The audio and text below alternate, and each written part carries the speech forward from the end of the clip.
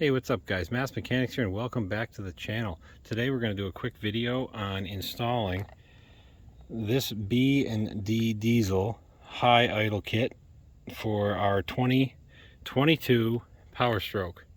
Because if you live in a northern climate where it gets cold, having a high idle kit, or if you leave your truck idling for any period of time, having one of these is really crucial to keep that DPF system healthy.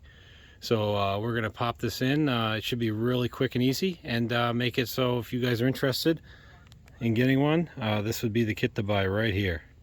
So let's get after it.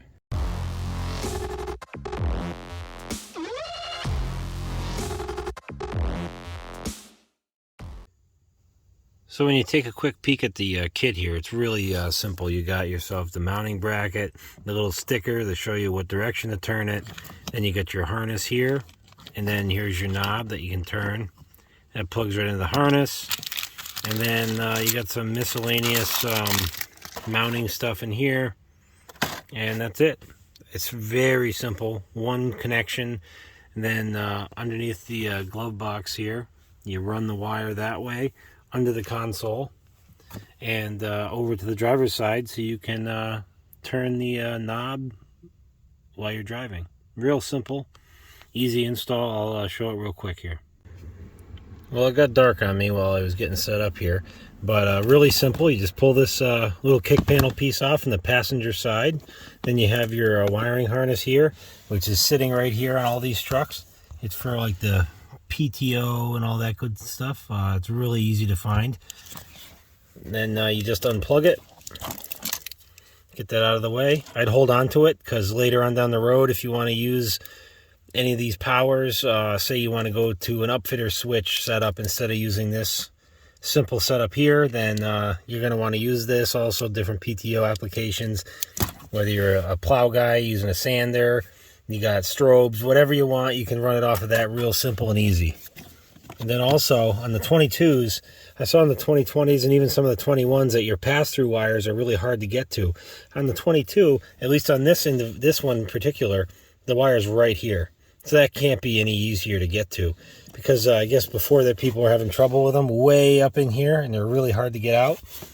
Luckily for me, they're right here, so that'll make it a lot easier to run our switches when we're ready to.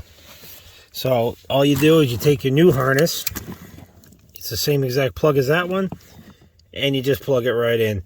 And then we're going to snake our wire up over this heater cover here, and then over behind here and onto the driver's side. So let me do that really quick and I'll show you where we're at.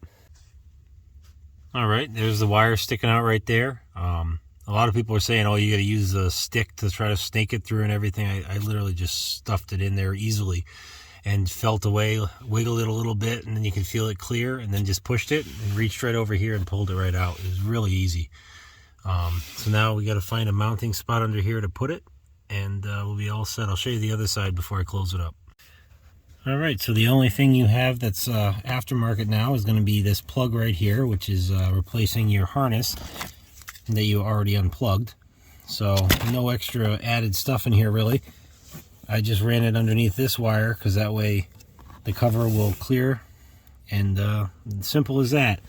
It's tucked away up under here, right in here. I just went like that, and now it's all tucked away nice and clean.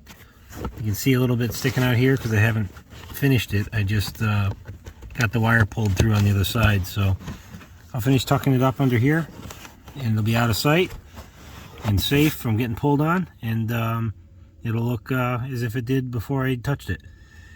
So then we'll get on the other side and figure out a mount. All right, well, this is how I have it all assembled here real quick. It's really simple.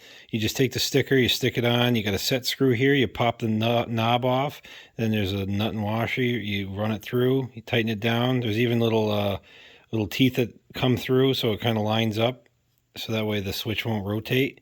So you just snug it, you don't want to crank on it and break the switch, but then you tighten this back down, and you get yourself a nice little setup, and then you can mount it right here.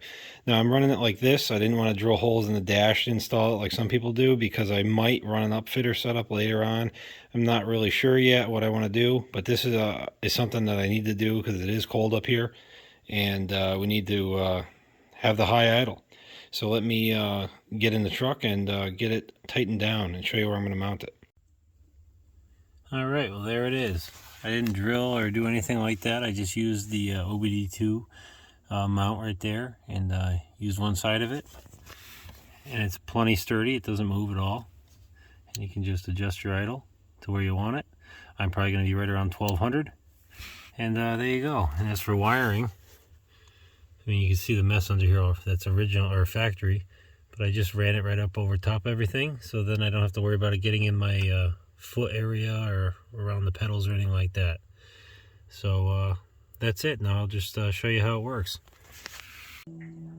Alright guys, well you can see it's a new day today, but I figured I wanted to give you guys a sound clip here of what it sounds like to remote start the truck with the high idle engaged, so that way it'll give it a little warm up before I hop in. So the only way to do that on this setup is to just set the parking brake and get your dial indicator to where you want it, to get your RPM range while it's running, so then you know where it's at, and then you just set the parking brake when you get out.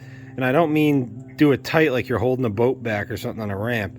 All you do is engage it enough to make the light come on, and that's all I do. So then you leave it on, and then you can always have the high idle on if you remote start it in this cold weather, just to let it warm up a little bit. So let me fire it up here for you.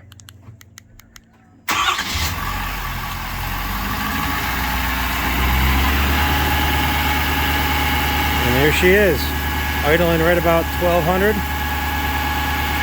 And it'll just hang out there. And that's how well it works. See how it starts at regular idle and then ramps up once it's running. So that way there's no damage starting the thing at a higher RPM. And it works really good, it's easy, and it's pretty efficient.